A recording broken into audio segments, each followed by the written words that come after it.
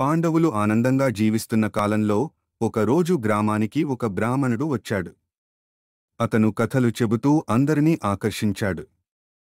పాండవులు అతని దగ్గరికి వెళ్లి వినగా అతను ద్రుపద, ద్రోణ కథను వివరించాడు.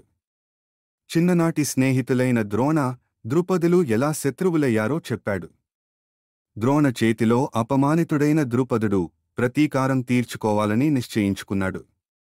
ఎన్నో ఆశ్రమాలను వెతికాడు, అనేక బ్రాహ్మణులను కలిశాడు, కాని తన కోరిక నెరవేరలేదు. ఒకరోజు అతనికి 2 బ్రాహ్మణ సోదరులు కలిశారు. వారు ద్రుపదునికి యజ్ఞం ద్వారా ఒక పుత్రుడు పుట్టి అతనే ద్రోణుని సంహరించగలడని హామీ ఇచ్చారు. యజ్ఞ సమయానికి అగ్నిగుండం నుంచి ఒక యోధుడు బయటికి వచ్చాడు. ఆయనే దృష్టద్యుమ్నుడు. కొన్ని క్షణాల తర్వాత అగ్నిగుండం నుంచి ఒక కన్య బయటికి వచ్చింది.